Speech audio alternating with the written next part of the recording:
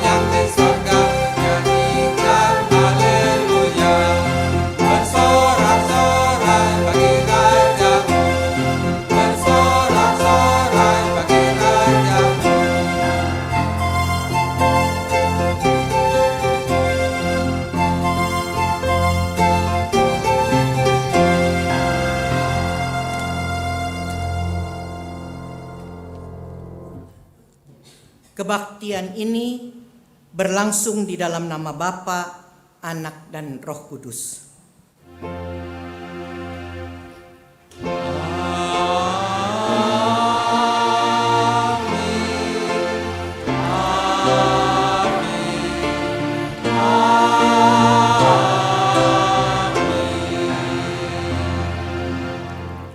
Kasih karunia dan damai sejahtera dari Allah Bapa kita dan dari Tuhan kita Yesus Kristus menyertai saudara-saudara.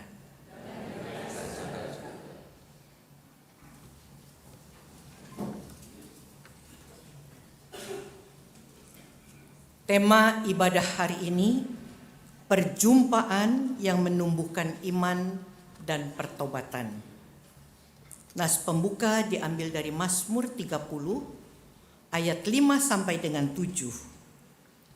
Nyanyikanlah mazmur bagi Tuhan, hai orang-orang yang dikasihinya, dan persembahkanlah syukur kepada namanya yang kudus.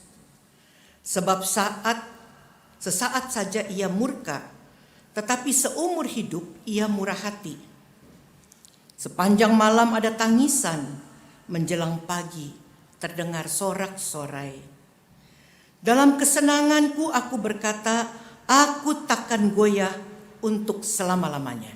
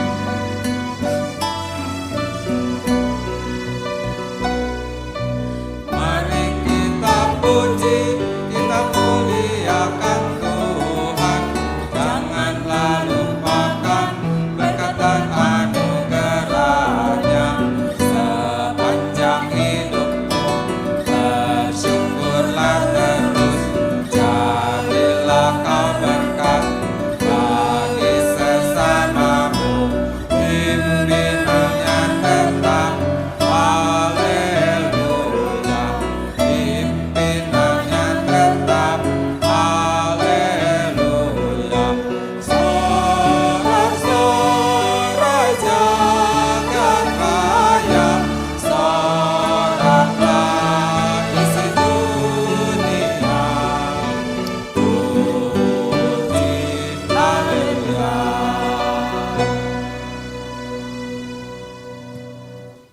Umat Tuhan, kita diingatkan oleh surat Yohanes 1 pasal 1, jikalau kita berkata kita tidak berdosa, kita telah menipu diri kita sendiri dan kebenaran tidak ada di dalam kita. Tetapi jikalau kita mengaku segala dosa kita, maka Allah itu setia dan adil. Ia akan mengampuni segala dosa kita. Mari kita mengaku kepada Tuhan dosa-dosa kita.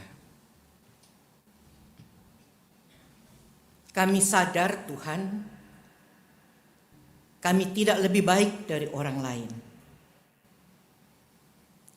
Karena di hadapan Tuhan kami adalah pendosa. Setiap hari Minggu kami beribadah. Tuhan menginginkan supaya kami makin mesra dengan Tuhan dan kami makin dekat dengan saudara-saudara kami, terutama yang seiman. Namun di dalam kenyataan kami tidak memuliakan Tuhan. Bahkan terhadap saudara-saudara kami seringkali kami kurang peduli. Kami kurang peduli bahwa orang lain menunggu-nunggu kami. Kami kurang peduli terhadap mereka yang membutuhkan bantuan. Kami kurang peduli terhadap orang yang ingin mempunyai teman untuk mendengarkan keluh kesah. Dan ada begitu banyak persoalan di dalam hidup kami yang coba kami atasi dengan kemampuan kami sendiri dan kami lari dari Tuhan. Kami mohon ampun Tuhan, tolong kami untuk boleh menikmati kasih sayang Tuhan, perlindungan Tuhan, yang kami juga boleh bagikan kepada orang lain. Ajarkan kami untuk tetap berharap kepadamu dan jadikan kami orang-orang yang rendah hati. Terima kasih Tuhan, pagi ini bersama-sama kami boleh mengakui dosa kami dan kiranya Tuhan sendiri yang mengampuni dan menolong kami supaya kami boleh menjadi orang-orang beriman yang lebih baik dan tumbuh di dalam kehidupan beriman. Di dalam nama Tuhan Yesus kami berdoa. Amin.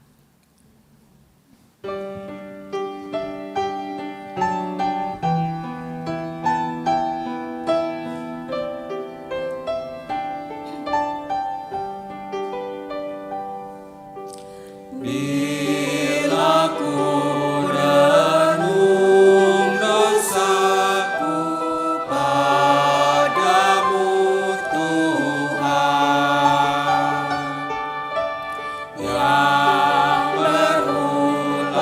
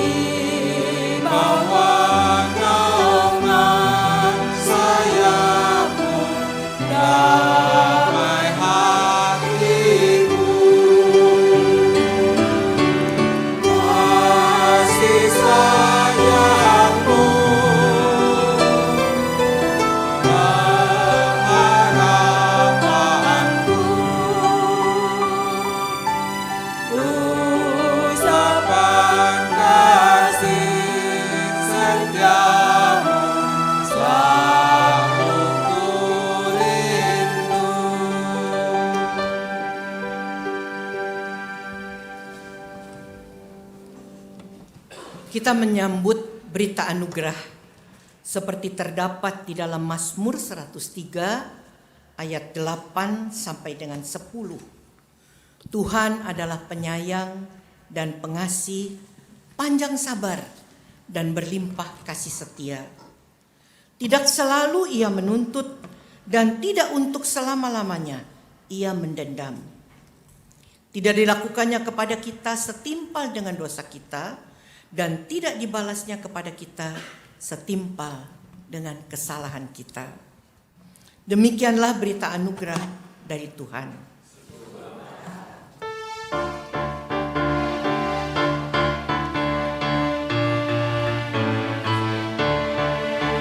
Salam kawanku, salam kawanku, salam, salam. Damai Kristus besertamu. Salam, salam. Salam kawanku, salam kawanku, salam, salam. Damai Kristus besertamu. Salam, salam, salam kawanku, salam kawanku, salam, salam. Damai Kristus besertamu. Salam, salam.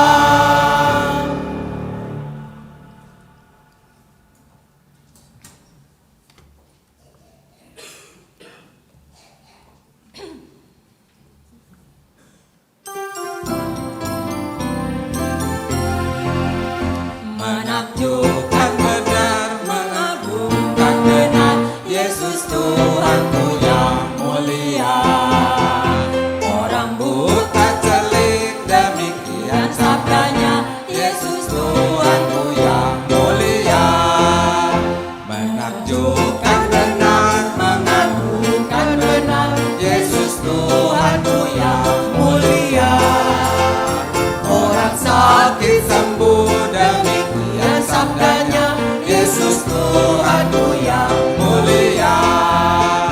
Menakjubkan benar, mengagumkan benar, Yesus Tuhanku yang mulia. Orang tuli mendengar, demikian sabdanya, Yesus Tuhanku yang mulia.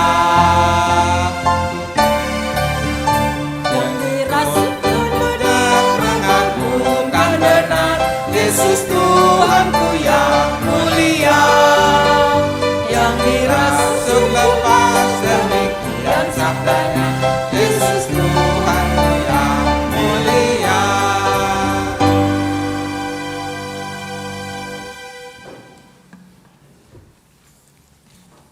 Saudara-saudara, ujian dari Angklung Hosiana akan mengawali pemberitaan firman.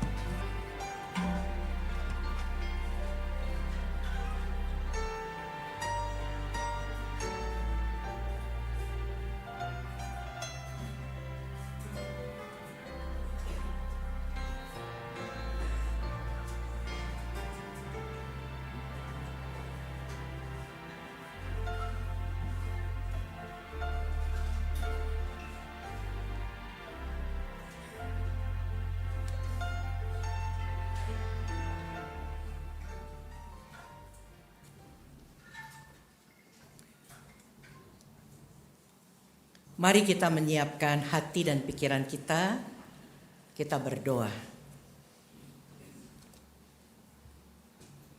Kami memohon pertolongan Roh Kudus supaya ibadah pada pagi ini boleh berkenan kepada Tuhan dan kami boleh menikmati indahnya persekutuan dengan saudara-saudara seiman dan juga dengan Tuhan. Kami sudah mengawali dengan pujian. Kami juga memohon kepada Tuhan pada kesempatan ini, ketika kami akan membaca Alkitab, kami akan mendengarkan firman Tuhan. Kiranya Tuhan menolong setiap kami, menolong umat Tuhan yang sudah siap untuk mendengarkan pemberitaan firman, menolong para lektor yang akan membacakan bagian Alkitab, menolong kami semua ketika mendaraskan mazmur, supaya nyanyian ini tidak hanya keluar dari mulut bibir kami, tetapi benar kami boleh menghayatinya. Menolong hamba-Mu yang telah menyiapkan untuk menyampaikan firman Tuhan pada pagi hari ini. Biarlah Tuhan sendiri yang menyempurnakan persiapannya, sehingga setiap kami, demikian juga hamba-Mu, boleh mendengar firman, boleh memahami, dan juga berkomitmen untuk mempraktekannya di dalam hidup sehari-hari. Tuhan, berfirmanlah kepada setiap kami, karena kami sudah siap mendengarkannya di dalam nama Yesus Kristus. Amin.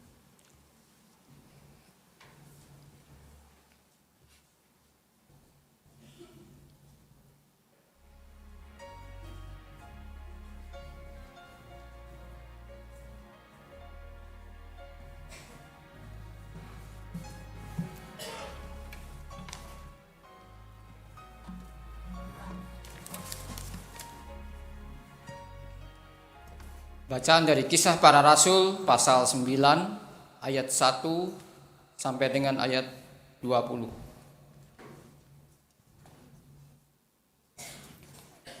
Kisah Para Rasul pasal 9 ayat 1 sampai dengan ayat 20. Saulus bertobat. Sementara itu berkobar-kobar hati Saulus untuk mengancam dan membunuh murid-murid Tuhan. Ia menghadap imam besar dan meminta surat kuasa daripadanya untuk dibawa kepada majelis-majelis Yahudi Damsyik, supaya jika ia menemukan laki-laki atau perempuan yang mengikuti jalan Tuhan, ia menangkap mereka dan membawa mereka ke Yerusalem. Dalam perjalanannya ke Damsyik, ketika ia sudah dekat kota itu, tiba-tiba cahaya memancar dari langit mengelilingi dia. Ia rebah ke tanah dan kedengaranlah olehnya suatu suara yang berkata kepadanya, "Saulus, Saulus, mengapakah engkau menganiaya aku?" Jawab Saulus, "Siapakah engkau Tuhan?" Katanya, "Akulah Yesus yang kau aniaya itu. Tetapi bangunlah dan pergilah ke dalam kota. Di sana akan dikatakan kepadamu apa yang harus kau perbuat." Maka termangu-mangulah teman-temannya seperjalanan, karena mereka memang mendengar suara itu, tetapi tidak melihat seorang juga pun. Saulus bangun dan berdiri, lalu membuka matanya, tetapi ia tidak dapat melihat apa-apa. Mereka harus menuntun dia masuk ke Damsyik. 3 hari lamanya ia tidak dapat melihat dan 3 hari lamanya ia tidak makan dan minum. Di Damsyik ada seorang murid Tuhan yang bernama Ananias. Firman Tuhan kepadanya dalam suatu penglihatan, "Ananias?" Jawabnya, "Ini aku Tuhan." Firman Tuhan, "Mari pergilah ke jalan yang bernama Jalan Lurus dan carilah di rumah Yudas seorang dari Tarsus yang bernama Saulus. Ia sekarang berdoa dan dalam suatu penglihatan ia melihat bahwa seorang yang bernama Ananias masuk ke dalam dan menumpangkan tangannya ke atasnya, supaya ia dapat melihat lagi." Jawab Ananias, "Tuhan, dari banyak orang telah kudengar tentang orang itu, betapa banyaknya kejahatan yang dilakukan terhadap orang-orang kudus-Mu di Yerusalem. Dan ia datang kemari dengan kuasa penuh dari imam-imam kepala untuk menangkap semua orang yang memanggil namamu. Tetapi firman Tuhan kepadanya, pergilah, sebab orang ini adalah alat pilihan bagiku untuk memberitakan namaku kepada bangsa-bangsa lain, serta raja-raja dan orang-orang Israel. Aku sendiri akan menunjukkan kepadanya betapa banyak penderitaan yang harus ia tanggung oleh karena namaku. Lalu pergilah Ananias ke situ dan masuk ke rumah itu. Ia menumpangkan tangannya ke atasnya, kata Saulus, katanya, Saulus, saudaraku, Tuhan Yesus telah menampakkan diri kepadamu di jalan yang engkau lalui. Telah menyuruh aku kepadamu supaya engkau dapat melihat lagi dan penuh dengan Roh Kudus.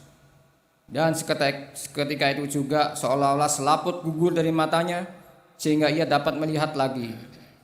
Ia bangun lalu dibaptis, dan setelah ia makan, pulihlah kekuatannya. Saulus tinggal beberapa hari bersama murid-murid di Damsyik. Ketika itu juga ia memberitakan Yesus di rumah-rumah ibadat dan mengatakan bahwa Yesus adalah Anak Allah. Demikianlah firman Tuhan.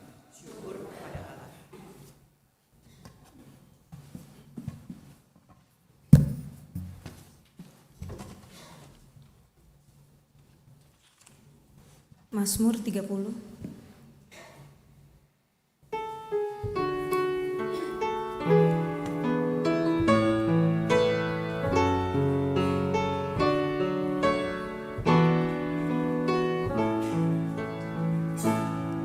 Nyanyikan mazmur bagi Tuhan, hai orang yang dikasihinya. Persembahkan syukur bagi namanya, namanya yang kudus. Nyanyikan mazmur bagi Tuhan, hai orang yang dikasihinya. Persembahkan syukur bagi namanya, namanya yang kudus. Aku akan memuji Engkau, ya Tuhan, karena Engkau sudah menarikku ke atas dan tidak memberi musuh-musuhku bersuka atasku. Ya Tuhan, kepadamu ku teriak memohon, dan Engkau telah menyembuhkan penyakitku.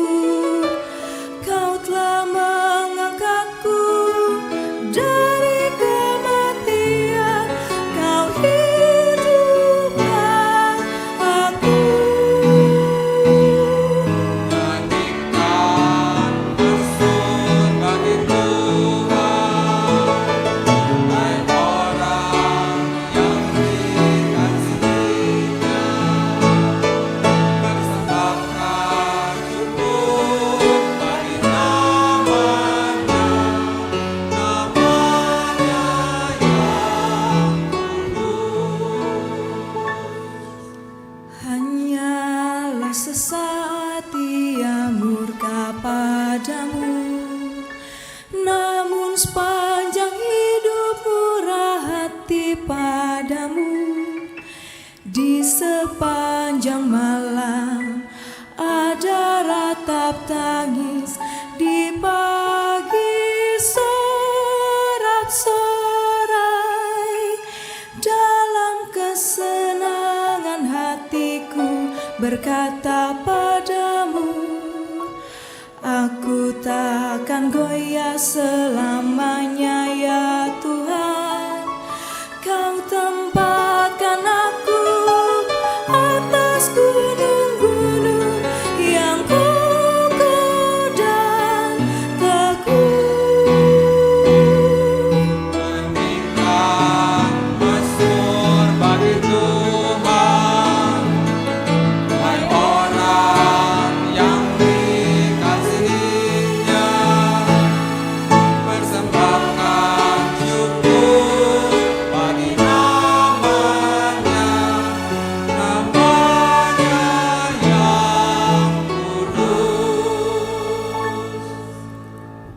Kepadamu ya Tuhan aku datang berseru. Apakah untungnya tertumpahnya darahku kalau aku turun dalam lubang kubur? Dapatkah debu bersyukur? Kasihani aku Tuhan, dengarlah penolong. Aku yang meratap kau ubah menari-nari. Kain kabung kau buka, pinggangku kau ikat dengan sukacita. Nyanyikan mazmur bagi Tuhan, hai orang yang dikasihinya.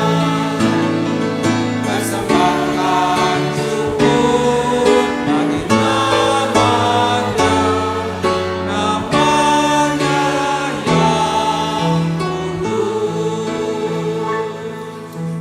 Agar jiwaku nyanyikan mazmur bagimu. Janganlah berdiam diri wahai jiwaku.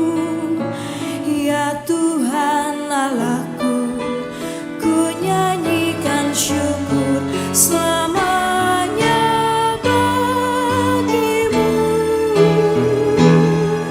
Nyanyikan mazmur bagi Tuhan, hai orang yang dikasihinya. Persembahkan syukur bagi namanya, namanya yang kudus.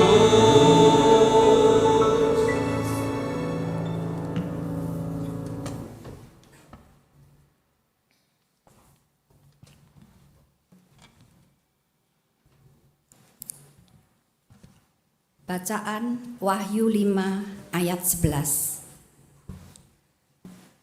Maka aku melihat dan mendengar suara banyak malaikat sekeliling tahta.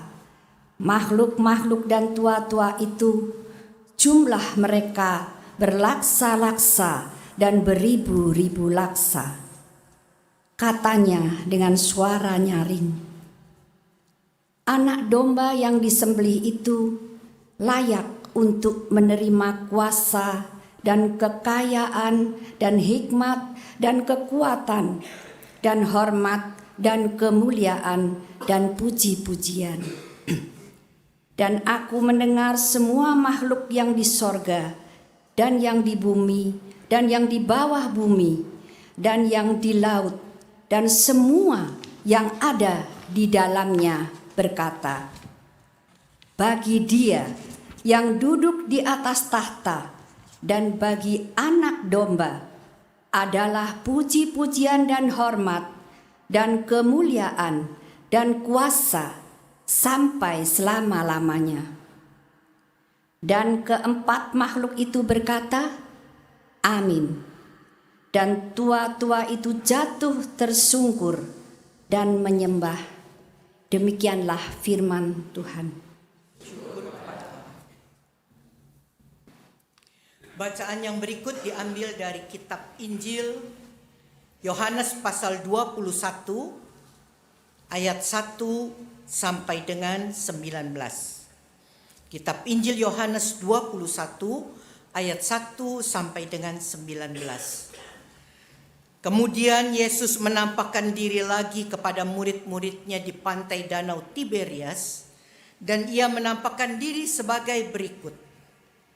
Di pantai itu berkumpul Simon Petrus, Thomas yang disebut Didimus, Nathanael dari Kana yang di Galilea, anak-anak Zebedeus, dan 2 orang muridnya yang lain. Kata Simon Petrus kepada mereka, aku pergi menangkap ikan. Kata mereka kepadanya, kami pergi juga dengan engkau. Mereka berangkat lalu naik ke perahu, Tetapi malam itu mereka tidak menangkap apa-apa. Ketika hari mulai siang, Yesus berdiri di pantai. Akan tetapi murid-murid itu tidak tahu bahwa itu adalah Yesus. Kata Yesus kepada mereka, "Hai anak-anak, adakah kamu mempunyai lauk pauk?" Jawab mereka, "Tidak ada." Maka kata Yesus kepada mereka, "Tebarkanlah jalamu di sebelah kanan perahu, maka akan kamu peroleh." Lalu mereka menebarkannya dan mereka tidak dapat menariknya lagi karena banyaknya ikan.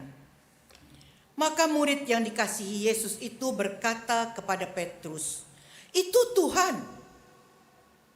Ketika Petrus mendengar bahwa itu adalah Tuhan, maka ia mengenakan pakaiannya sebab ia tidak berpakaian, lalu terjun ke dalam danau. Murid-murid yang lain datang dengan perahu karena mereka tidak jauh dari darat, hanya kira-kira 200 hasta saja, dan mereka menghela jala yang penuh ikan itu. Ketika mereka tiba di darat, mereka melihat api arang dan di atasnya ikan dan roti. Kata Yesus kepada mereka, "Bawalah beberapa ikan yang baru kamu tangkap itu." Simon Petrus naik ke perahu, lalu menghela jala itu ke darat, penuh ikan-ikan besar, 153 ekor banyaknya. Dan sungguh pun sebanyak itu, jala itu tidak koyak. Kata Yesus kepada mereka, "Marilah dan sarapanlah." Tidak ada di antara murid-murid itu yang berani bertanya kepadanya, "Siapakah engkau?" Sebab mereka tahu bahwa ia adalah Tuhan. Yesus maju ke depan mengambil roti dan memberikannya kepada mereka, demikian juga ikan itu. Itulah ketiga kalinya Yesus menampakkan diri kepada murid-muridnya sesudah ia bangkit dari antara orang mati. Sesudah sarapan, Yesus berkata kepada Simon Petrus, "Simon anak Yohanes, apakah engkau mengasihi aku lebih daripada mereka ini?" Jawab Petrus kepadanya, "Benar Tuhan, Engkau tahu bahwa aku mengasihi Engkau." Kata Yesus kepadanya, "Gembalakanlah domba-dombaku." Kata Yesus pula kepadanya untuk kedua kalinya, "Simon anak Yohanes, apakah engkau mengasihi aku?" Jawab Petrus kepadanya, "Benar Tuhan, Engkau tahu bahwa aku mengasihi engkau." Kata Yesus kepadanya, "Gembalakanlah domba-dombaku." Kata Yesus kepadanya untuk ketiga kalinya, "Simon anak Yohanes, apakah engkau mengasihi aku?" Maka sedih hati Petrus karena Yesus berkata untuk ketiga kalinya, "Apakah engkau mengasihi aku?" Dan ia berkata kepadanya, "Tuhan, Engkau tahu segala sesuatu, Engkau tahu bahwa aku mengasihi Engkau." Kata Yesus kepadanya, "Gembalakanlah domba-dombaku. Aku berkata kepadamu, sesungguhnya ketika engkau masih muda, engkau mengikat pinggangmu sendiri dan engkau berjalan kemana saja engkau kehendaki. Tetapi jika engkau sudah menjadi tua, engkau akan mengulurkan tanganmu dan orang lain akan mengikat engkau dan membawa engkau ke tempat yang tidak kau kehendaki." Dan hal ini dikatakannya untuk menyatakan bagaimana Petrus akan mati dan memuliakan Allah. Sesudah mengatakan demikian, ia berkata kepada Petrus, "Ikutlah aku." Demikianlah Injil Yesus Kristus. Berbahagialah setiap orang yang mendengarkan firman Allah dan yang memelihara dalam hidup kesehariannya. Haleluya. Haleluya, haleluya, haleluya.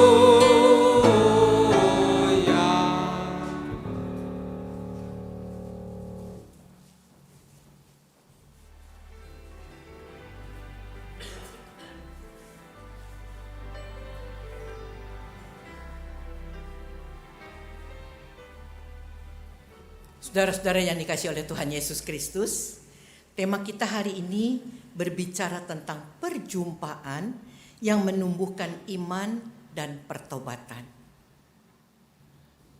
Setiap hari kita berjumpa dengan orang.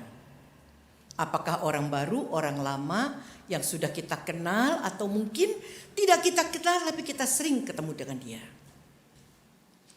Ada banyak hal yang bisa kita rasakan. Saya berjumpa dengan beberapa teman lama, dan saya pikir ini adalah kesempatan yang indah, kesempatan yang menyenangkan. Kami boleh bertemu satu dengan yang lain. Tetapi bukankah tidak mustahil perjumpaan juga membawa kita kesal dan marah? Mungkin dengan orang baru, mungkin dengan orang lama, tapi mungkin sama sekali kita tidak mengenal. Dan kita tahu berjumpa dengan dia, lalu hati kita menjadi kesal.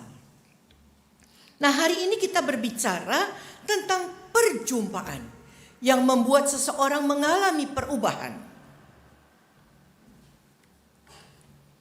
Belum lama peristiwa kematian dan kebangkitan Yesus terjadi. Rasanya pedih di hati murid-murid, belum semuanya pulih.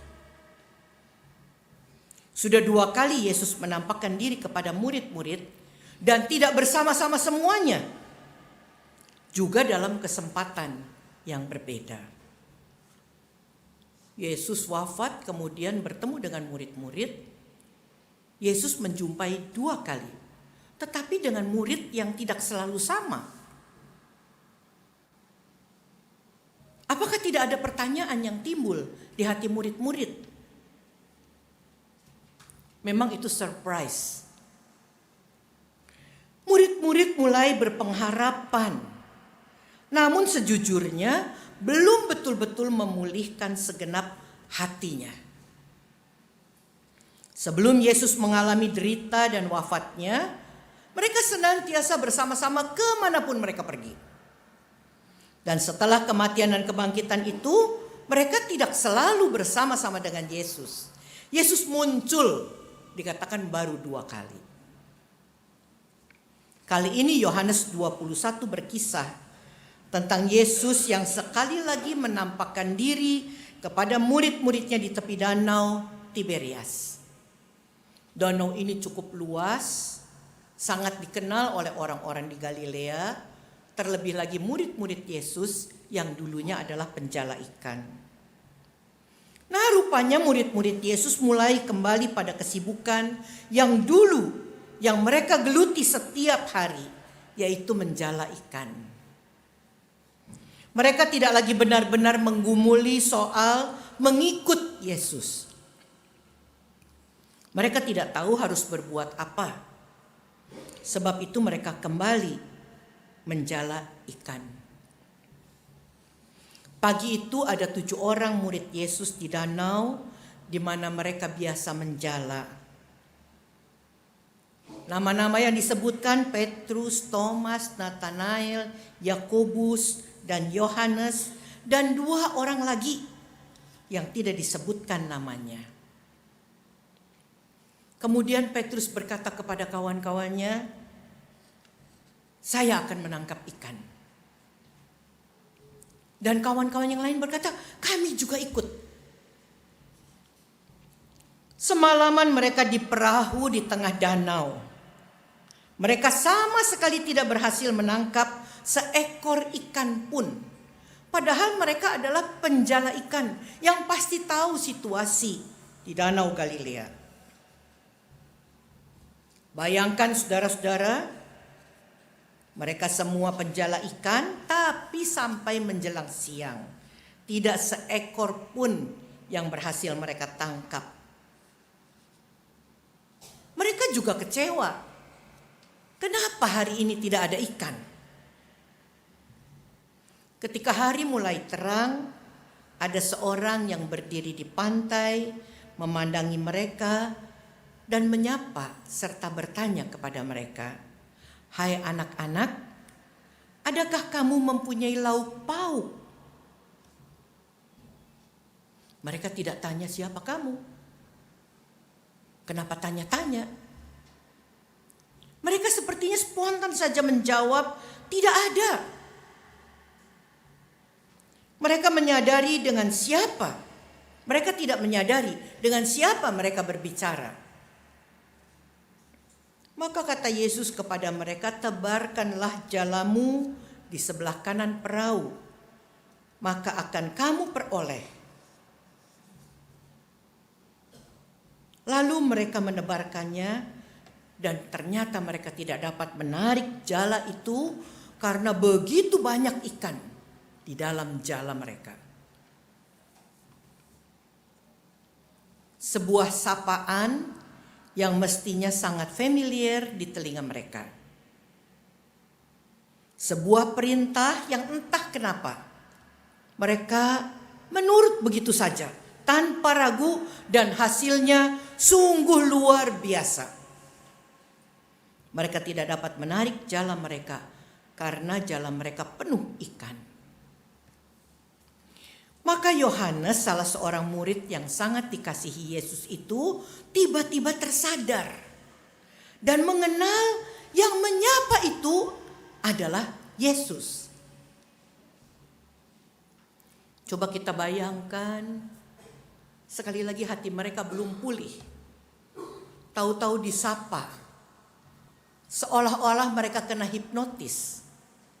Dan ketika sadar, mereka terus tahu itulah Yesus. Petrus dan kawan-kawannya segera ke tepi pantai menghampiri Yesus. Jala mereka penuh ikan. Tetapi ketika mereka tiba di darat, mereka melihat api arang dan di atasnya ada ikan dan roti. Ternyata Yesus telah menyediakan makanan bagi mereka.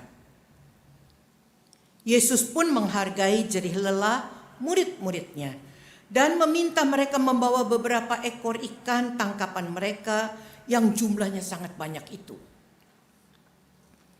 Tidak ada seorang pun di antara mereka yang bertanya kepada Yesus.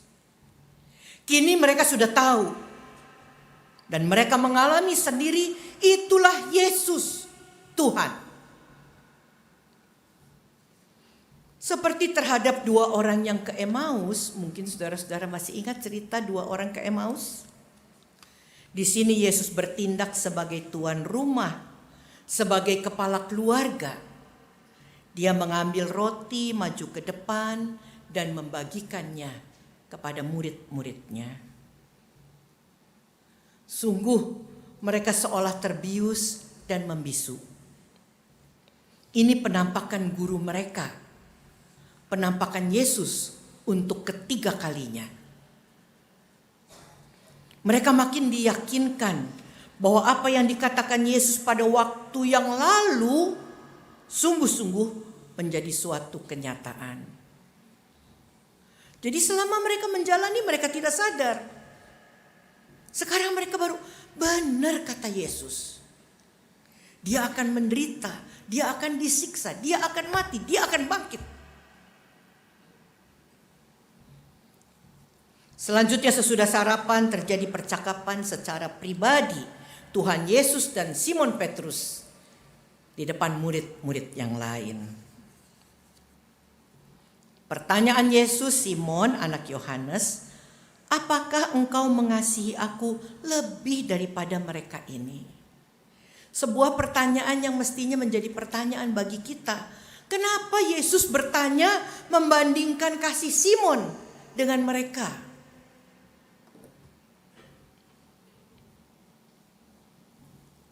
Jawab Petrus kepadanya, benar Tuhan, engkau tahu bahwa aku mengasihi engkau. Kata Yesus kepadanya, gembalakanlah domba-dombaku. Saudara-saudara ingat bagaimana gaya Simon bersama dengan Yesus dibandingkan dengan Yohanes kepada Yesus? Yohanes orang yang pendiam, tidak banyak cakap. Tapi Simon Petrus orang yang sangat spontan. Ada apa saja segera dia bicara.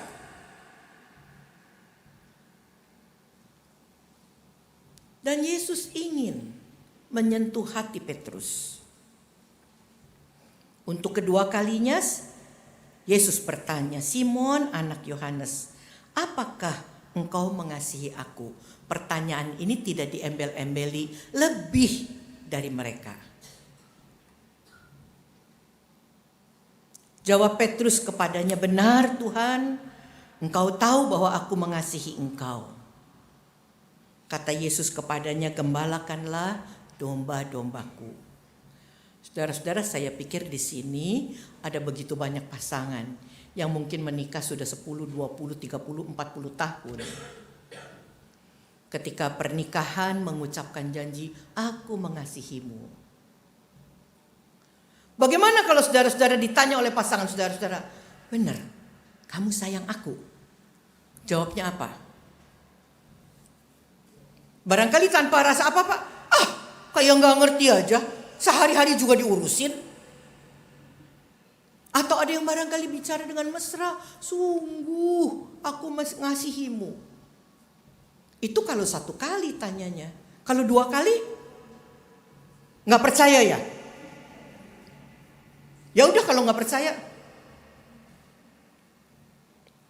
Dan Petrus bukan cuma 2 kali ditanya. Sekali lagi untuk ketiga kalinya. Yesus bertanya, Simon anak Yohanes, apakah engkau mengasihi aku?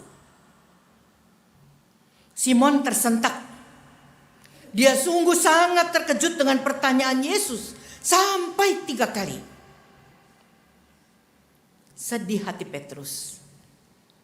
Dan dia menjawab, Tuhan, engkau tahu segala sesuatu. Engkau tahu bahwa aku mengasihi engkau. Kata Yesus kepadanya, gembalakanlah domba-dombaku. Jawab Simon Petrus bukan hanya sekedar keluar dari mulut bibir Petrus. Hatinya sungguh sangat tersentuh. Masa ditanya sampai 3 kali? Apa Yesus enggak ngerti? Aku sungguh mengasihi engkau.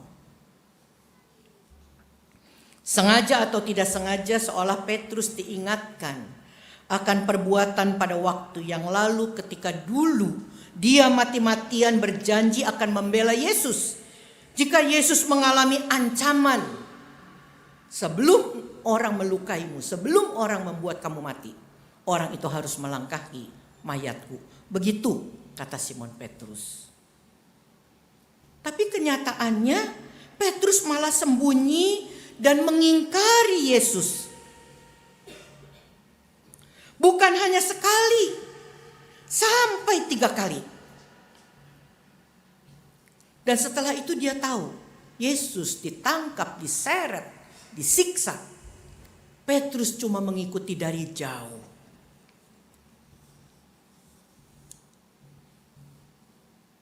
Dulu Petrus seolah paling tahu. Dulu Petrus sok dekat dengan Yesus. Fokus pada diri sendiri. Saudara-saudara, ini barangkali mengajak kita untuk introspeksi. Jangan-jangan ada juga di antara kita seperti Petrus yang sok dekat sama Yesus. Mungkin kalau ada orang salah kita mau lebih dulu menghakimi dia.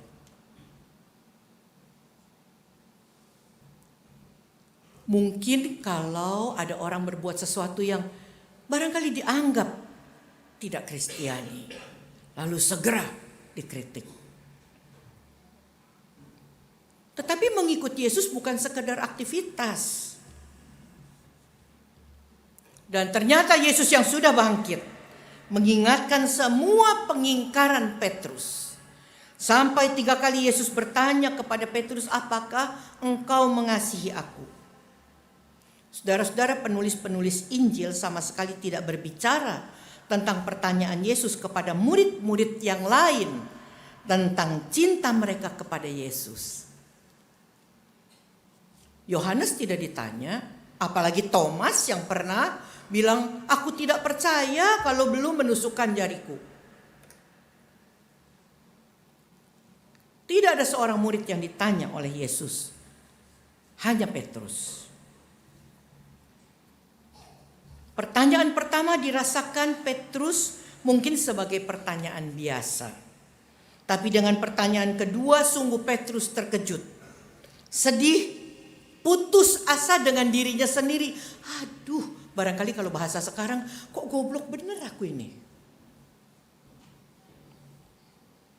Pertanyaan ketiga seolah membuat Petrus tidak berdaya. Petrus malu, Petrus sedih. Dia segera teringat kesalahan pada waktu yang lalu. Dia merasa seolah ditelanjangi oleh Yesus. Dulu dia arogan, sombong, menganggap diri paling kenal Yesus. Merasa paling dekat dengan Yesus. Kini dia sedih sekali. Dan perjumpaan dengan Yesus itu sungguh mengusik hatinya. Dia tahu dia bersalah. Saudara-saudara, saya pikir sehat kalau kita berbuat salah, lalu kita teringat kepada Tuhan dan kita terusik.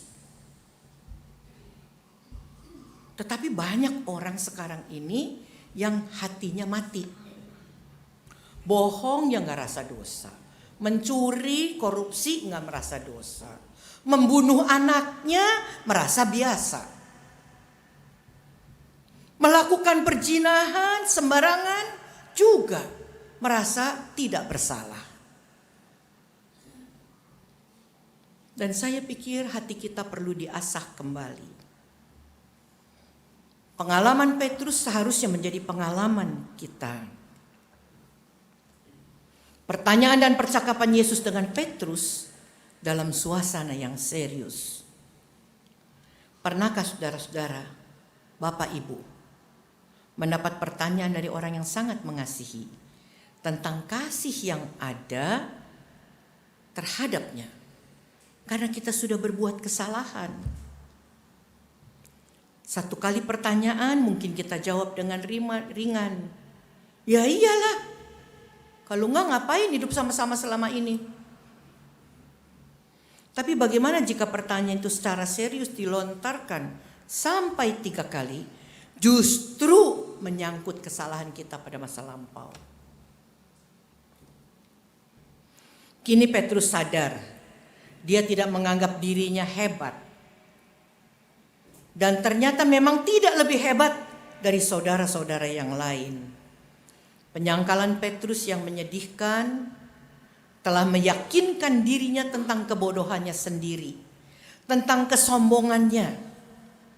Meskipun demikian, dia sungguh harus dan sepatutnya bersyukur karena Tuhan tahu dan memberikan kesempatan kepada Petrus untuk mendapat pemulihan.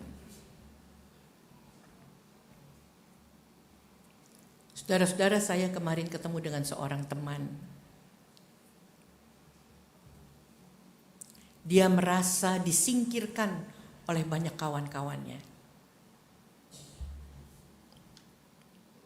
Saya mengajukan beberapa pertanyaan dan dia cuma menangis. Saya tepuk bahunya. Kesalahan pada masa lalu tidak harus dipegangi terus dan seharusnya punya komitmen untuk lebih baik. Saya tahu dia belum sempat cerita banyak, tetapi menangis itu menjadi satu kebutuhan paling tidak selama ini dia menyimpan di dalam hatinya. Memang cuma 1 kali salahnya, tetapi rupanya orang menghukum begitu lama dan panjang. Saya tidak tahu saudara-saudara pernah mengalami atau tidak, tetapi setiap kita butuh mengakui kesalahan kita. Kalau tidak mau pada orang lain gak apa-apa. Tapi kita bisa mengaku kepada Tuhan, Tuhan memang ini gak benar. Tapi kebanyakan kita bukan mengakui. Malah kita terus berdebat. Sebetulnya sih saya gak begitu, tapi gara-gara. Ya jadi orang lain yang salah ya, bukan saya. Padahal kita perlu dipulihkan. Dan ini yang terjadi pada Petrus.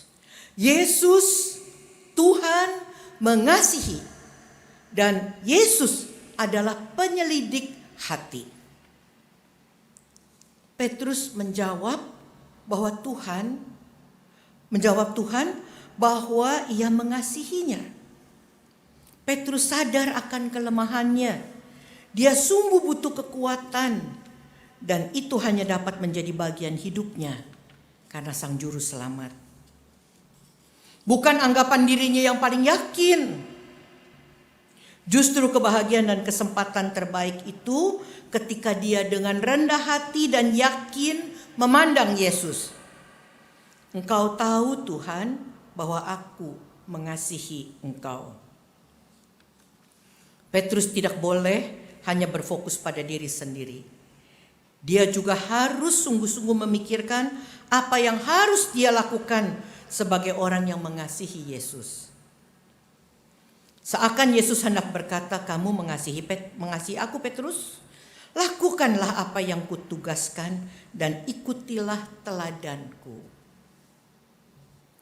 Yesus mengatasi kebencian. Yesus mengatasi fitnah. Yesus mengatasi semua tudingan bahkan kejahatan pengkhianatan. Dan kita sebagai orang-orang beriman diingatkan perlu belajar. Bahwa kita manusia yang lagi-lagi jatuh, Yesus sangat memahami. Tetapi kita perlu berjuang.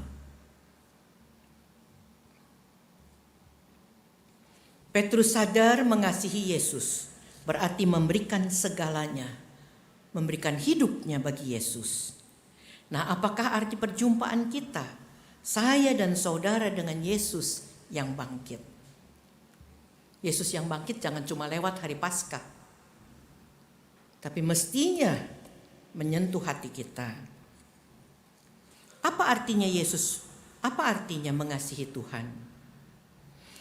Mari jangan terfokus pada diri sendiri karena Yesus bertanya secara pribadi kepada setiap kita. Apakah engkau mengasihi aku? Biarlah perjumpaan kita dengan Yesus sungguh membuat kita bertobat dan tumbuh di dalam iman. Dikasihi dan mendapatkan segala sesuatu yang kita inginkan tentu sangat indah dan membuat kita sukacita. Kita berjanji terus mengikutinya. Tapi saudara-saudara, ternyata hidup orang beriman tidak selalu oke. Apa yang terjadi dengan iman kita ketika ada begitu banyak kesulitan, pergumulan dan tantangan yang harus kita hadapi?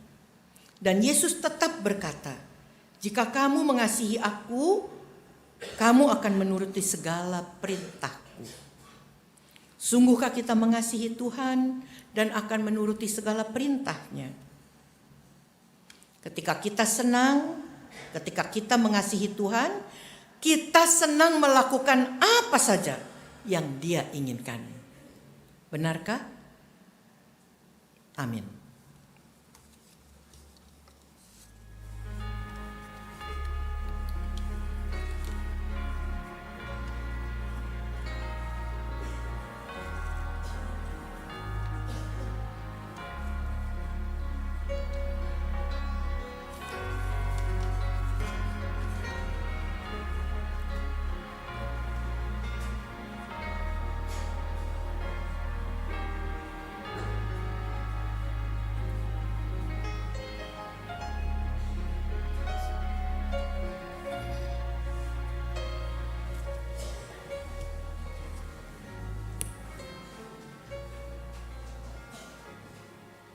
Marilah kita bersama dengan umat Allah di masa lalu, masa kini dan masa depan, mengingat pengakuan pada baptisan kita menurut pengakuan iman rasuli. Aku percaya kepada Allah, Bapa yang Maha Kuasa, Khalik langit dan bumi, dan kepada Yesus Kristus, Anaknya yang tunggal Tuhan kita, yang dikandung daripada Roh Kudus, lahir dari Anna Maria, yang berderah sengsara di bawah pemerintahan Pontius Pilatus, disalibkan, mati dan kuburkan, turun ke dalam kerajaan maut. Pada hari yang ketiga, bangkit pula dari orang mati, naik ke surga, duduk sebelah kanan Allah, Bapa yang Maha Kuasa, dan dari sana ia akan datang untuk menghakimi orang hidup dan yang mati. Aku percaya kepada Roh Kudus, gereja yang kudus dan am, persekutuan orang kudus, pengampunan dosa, kebangkitan orang mati, dan hidup yang kekal. Amin.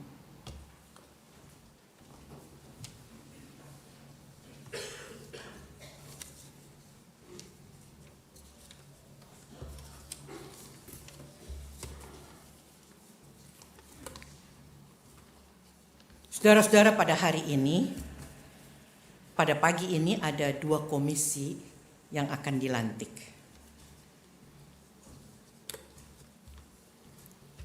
Sebagai gereja Yesus Kristus, kita dipanggil untuk berperan serta dalam mengerjakan misi Allah, yaitu karya Allah yang membebaskan dunia dan manusia dari dosa dan membawa dunia serta manusia kepada kehidupan baru yang sesungguhnya dalam relasi yang benar dengan dirinya, dengan sesama, dan dengan seluruh ciptaan. Dalam rangka berperan serta mengerjakan misi Allah itu, gereja melaksanakan misinya, yaitu mengusahakan damai sejahtera, yaitu Shalom, yang berisikan keadilan, perdamaian, dan keutuhan seluruh ciptaan. Misi gereja ini dilaksanakan di tengah-tengah situasi yang senantiasa berubah dan berkembang.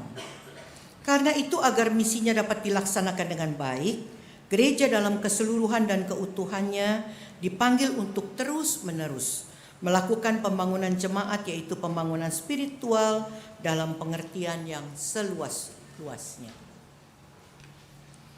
Pada hakikatnya Allah lah pelaku utama dalam pembangunan gereja. Namun demikian, Allah berkenan memilih dan memakai umatnya menjadi rekan sekerjanya sebagai pelaku dalam pembangunan gereja dengan semua talenta yang Allah percayakan kepadanya. Dengan demikian, panggilan untuk melayani sesungguhnya adalah anugerah tetapi sekaligus tanggung jawab. Sehubungan dengan itulah, beberapa saudara di antara kita pada hari ini akan dilantik sebagai badan pelayanan jemaat dari GKI Kafling Polri untuk masa pelayanan 2016-2018. Sebelum kita lanjutkan, mari kita berdoa. Kami bersyukur karena Engkau setia ya Allah, bekerja dalam hidup kami, memampukan kami menanggapi panggilan-Mu untuk mengambil bagian dalam pekerjaan-Mu di dalam dunia ini. Kami bersyukur karena Engkau telah memanggil saudara-saudara kami ke dalam pelayanan di bidang-bidang khusus di tengah jemaat ini. Teguhkanlah saudara-saudara ini dalam kebenaran-Mu. Pimpinlah mereka dengan Roh Kudus, serta mampukan mereka melaksanakan pelayanan mereka dengan kuasa-Mu. Jadikanlah pelayanan mereka sebagai pelayanan yang berbuah bagi kemuliaan-Mu. Amin. Pertama-tama perkenankan saya membacakan nama-nama saudara yang akan dilantik sebagai berikut. Untuk Badan Pelayanan Lansia,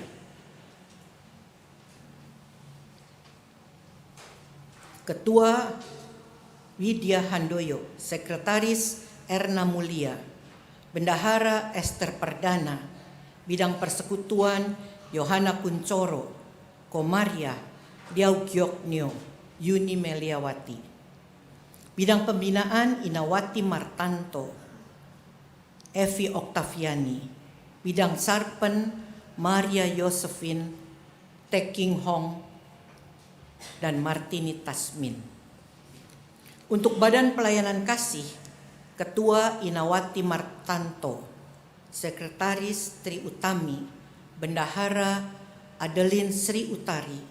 Bidang Persekutuan Marta Ida Simbolon, Yohana Maria Matulesi, Stefanus Trisno Ben Selamet, Priscilla Ratna Salawati.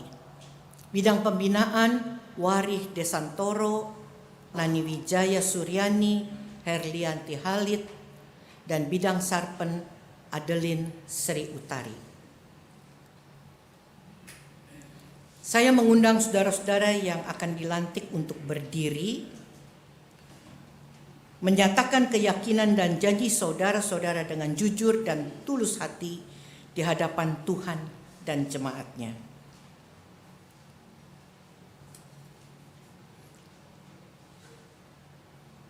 Saudara-saudara telah menyatakan kesediaan saudara untuk ambil bagian dalam pelayanan di jemaat ini melalui badan-badan pelayanannya.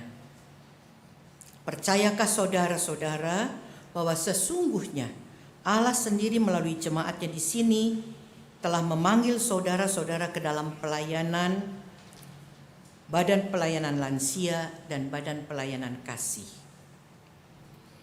Yakinkah saudara bahwa Allah yang telah memanggil saudara-saudara ke dalam pelayanan akan tetap memimpin, menolong, dan memampukan saudara-saudara dalam melaksanakan pelayanan saudara-saudara? Karena itu berjanjikah saudara-saudara untuk melakukan pelayanan saudara-saudara dengan segenap kemampuan, kesetiaan, dan sukacita? Apakah jawab saudara-saudara?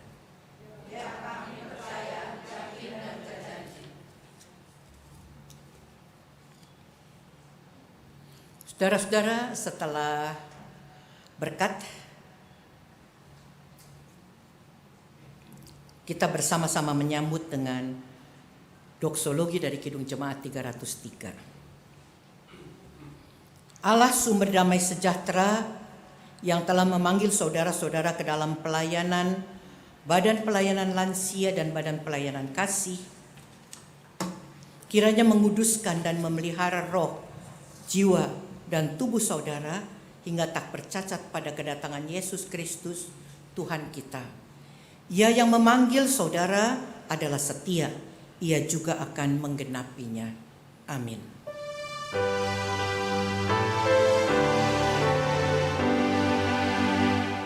Pujilah hari semesta, sumber segala kurnia, sorga dan bumi puji terus Sang Bapa, Putra, Roh Kudus.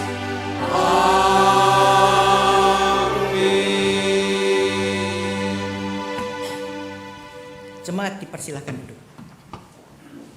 Para pelayan yang baru saja dilantik, boleh tolong menghadap kepada jemaat? Oh, maaf, menghadap ke sini loh.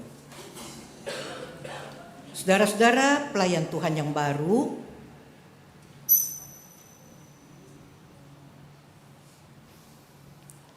maaf, boleh tolong menghadap kepada jemaat.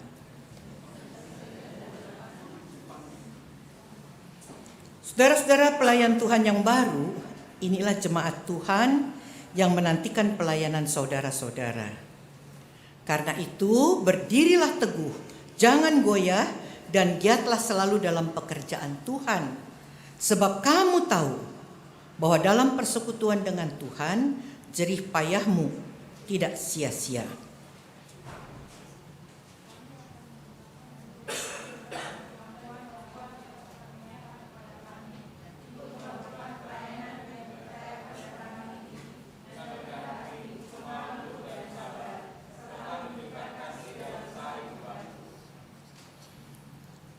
Saudara-saudara umat Tuhan, inilah pelayan-pelayan Tuhan yang baru.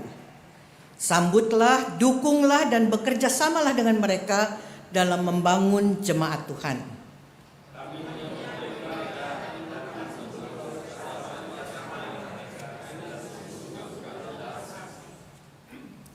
Silakan kepada badan pelayanan yang baru dilantik, boleh menghadap ke depan lagi, akan menerima piagam.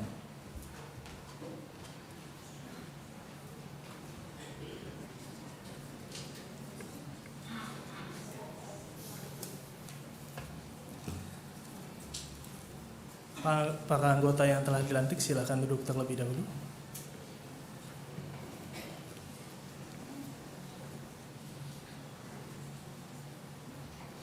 Saya akan membacakan surat pengangkatan untuk Badan Pelayanan Lansia dan juga Badan Pelayanan Kasih.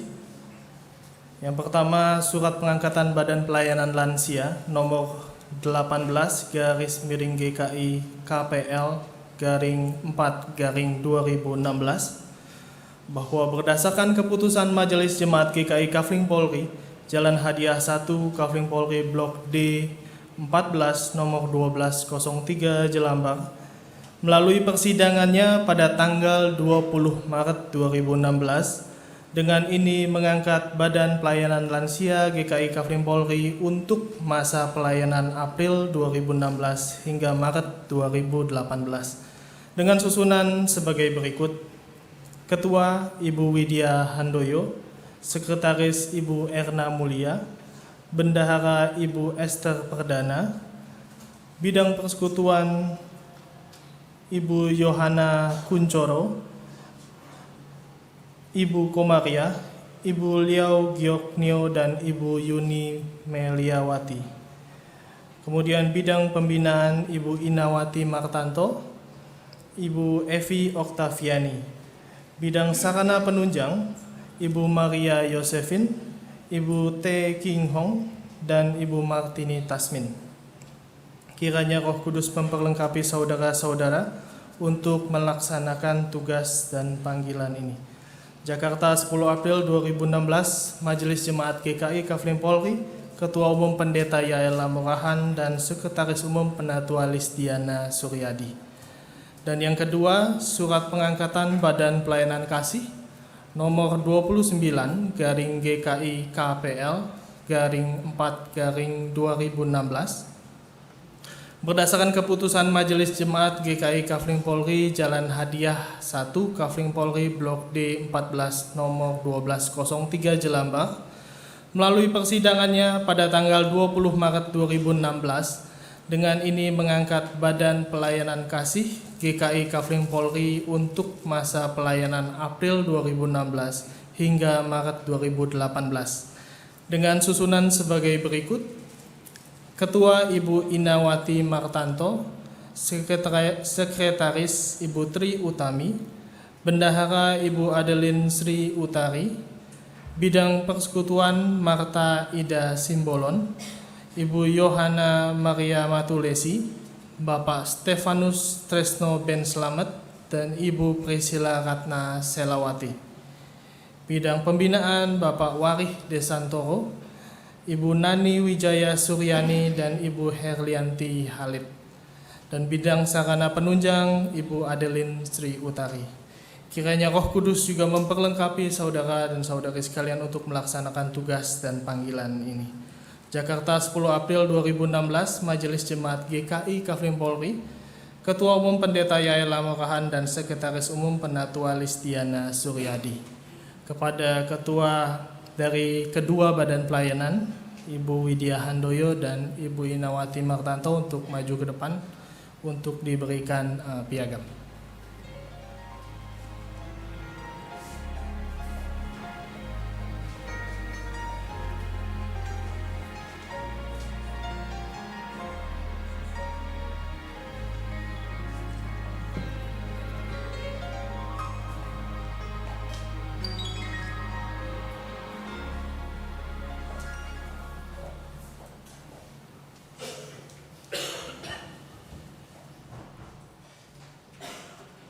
Kita akan menaikkan doa syafaat yang nanti ditutup dengan doa Bapa Kami dalam nyanyian. Mari kita berdoa. Kami bersyukur hari ini kami diingatkan oleh firman Tuhan, supaya perjumpaan kami dengan Tuhan tidak biasa-biasa saja, tetapi kami boleh mengalami perubahan.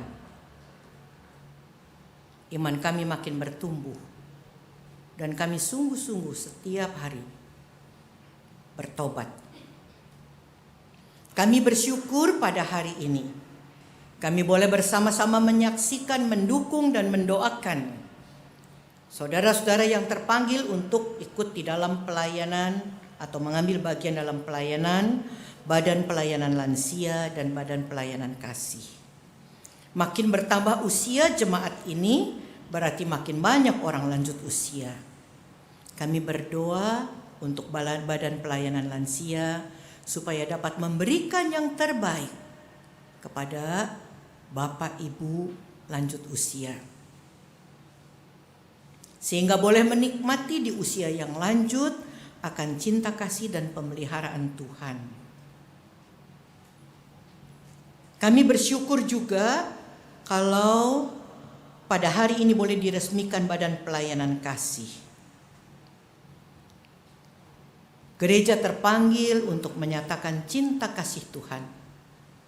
Dan biarlah kepada saudara-saudara dalam Badan Pelayanan Kasih ini benar-benar boleh memikirkan yang terbaik untuk banyak orang, untuk gereja Tuhan, untuk orang-orang di luar persekutuan, bahkan mereka yang kadang-kadang mungkin tidak simpati atau antipati terhadap kami, supaya boleh melakukan yang terbaik dan mereka boleh bertemu dengan Tuhan. Bapa di sorga, kami menyadari ada begitu banyak pergumulan di tengah-tengah kehidupan ini. Bagi mereka yang harus bekerja keras, mencukupi kebutuhan hidup keluarga, harus bekerja. Mereka yang harus mendidik anak-anak,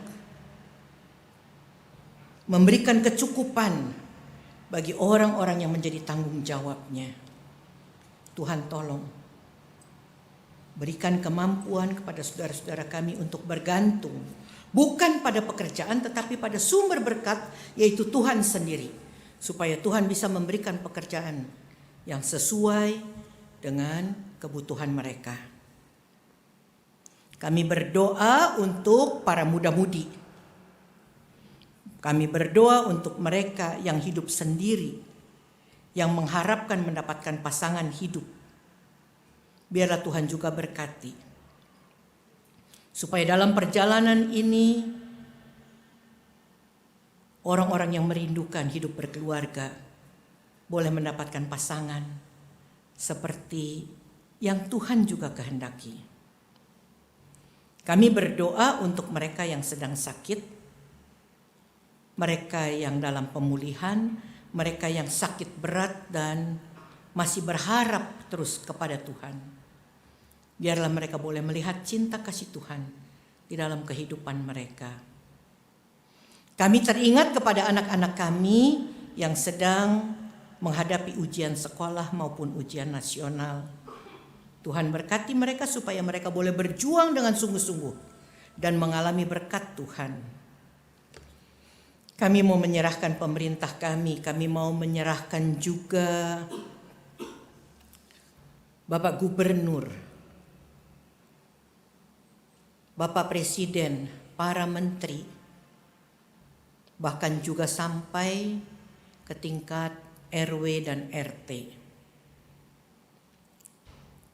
Supaya sebagai masyarakat Indonesia kami boleh saling menopang di dalam membangun negeri kami, kota kami, masyarakat lingkungan kami. Terima kasih Bapa, ajarkan kami untuk juga boleh hidup rukun dengan sesama kami. Dan kami ingin menyerahkan doa ini semuanya kepada Tuhan Yesus yang mengajarkan kepada kami doa yang demikian.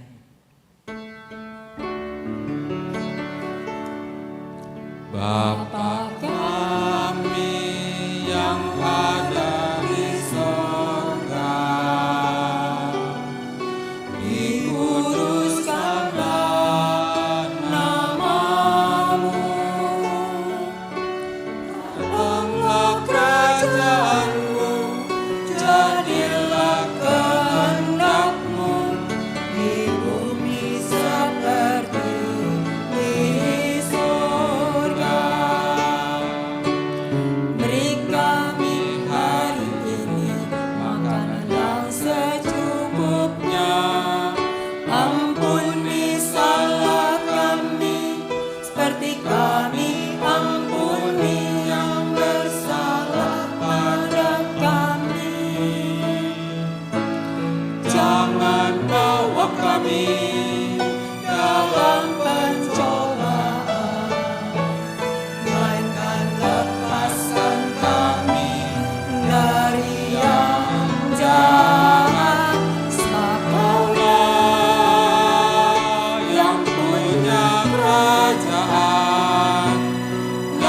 kuasa dan kemuliaan sampai selama-lamanya.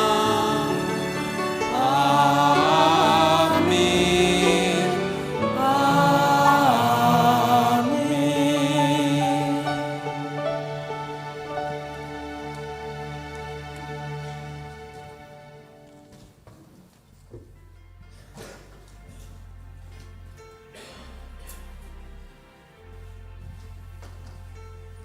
Bapak, Ibu, dan Saudara yang dikasihi oleh Tuhan, kini saatnya bagi kita untuk memberikan persembahan sebagai ungkapan syukur atas pertolongan dan kasih Tuhan di dalam kehidupan kita. Untuk mendasari persembahan yang akan kita naikkan kepada Tuhan, saya membacakan dari kitab 1 Tawarikh pasal 29 ayat 14. Demikian. Sebab siapakah aku ini dan siapakah bangsaku, sehingga kami mampu memberikan persembahan sukarela seperti ini. Sebab daripada mula segala-galanya, dan dari tanganmu sendirilah persembahan yang kami berikan kepadamu. Kita akan menyanyikan dari PKJ 149, bait yang pertama dan kedua. Setelah itu kantong kolekta akan diedarkan. Ucap syukur pada Tuhan.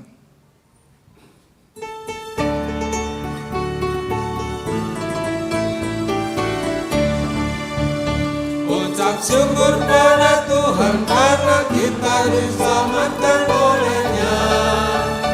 Senandungkan lagu baru, senandungkan lagu baru baginya. Nyanyikanlah dengan riang karena kasih setiamu, bernyanyilah. Senandungkan lagu baru, senandungkan lagu baru baginya.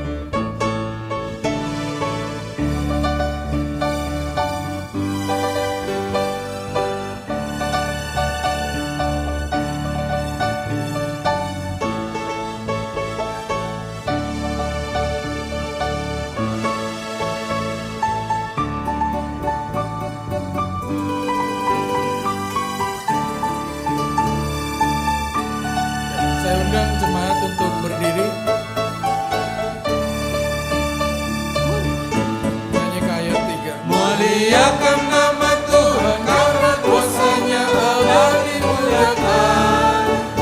Senandungkan lagu baru, senandungkan lagu baru baginya.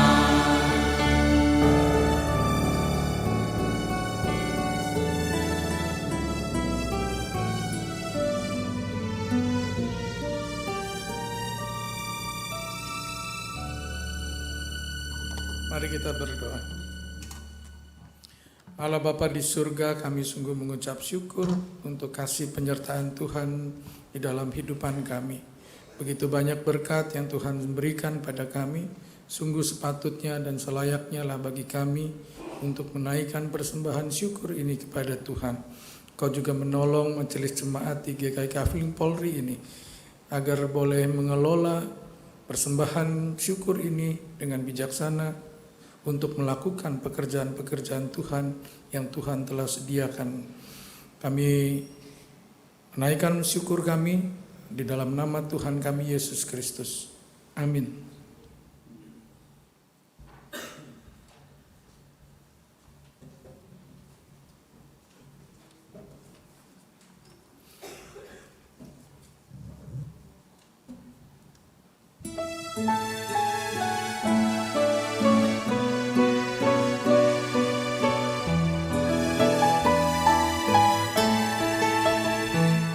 Tuhanku berjanji dengan firman-Nya, segala diatasinya. Yang paling tak mungkin dimungkinkannya, dan yang beriman padanya. Tiada yang mustahil, kuasa kuat beriman. Tiada yang mustahil, Bila firman kau pegang, firman Tuhan dengarkanlah. Tiada yang mustahil baginya, percaya. kepadanya, peganglah firman-Nya. Segala hal menjadi mungkin beserta Tuhan.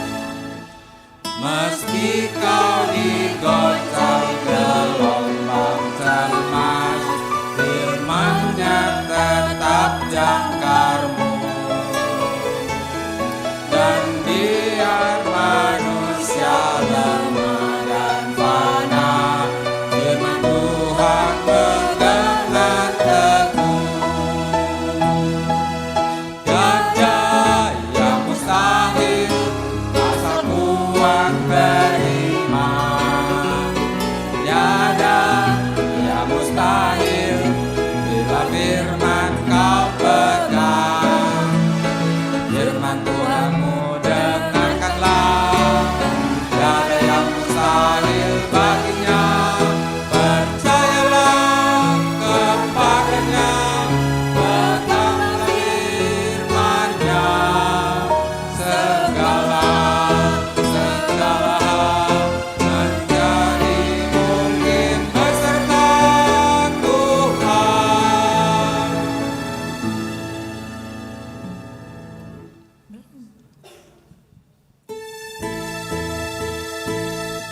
Segala yang mungkin dengan firman-Nya, percaya dan Aminkanlah. Janjinya selalu ditepatinya, tidak akan dipungkirinya. Tiada yang mustahil, asal kuat beriman. Tiada yang mustahil, bila firman kau pegang. Firman Tuhanmu dengarkanlah. Tiada yang mustahil baginya, percayalah kepadanya, peganglah firman-Nya. Segala hal menjadi mungkin beserta Tuhan. Saudara-saudara, arahkanlah hatimu kepada Tuhan. Jadilah saksi Kristus. Terpujilah Tuhan. Pulanglah dengan sejahtera dan terimalah berkat Tuhan. Tuhan memberkati engkau dan melindungi engkau. Tuhan menyinari engkau dengan wajah-Nya dan memberi engkau kasih karunia. Tuhan menghadapkan wajah-Nya kepadamu dan memberi engkau damai sejahtera.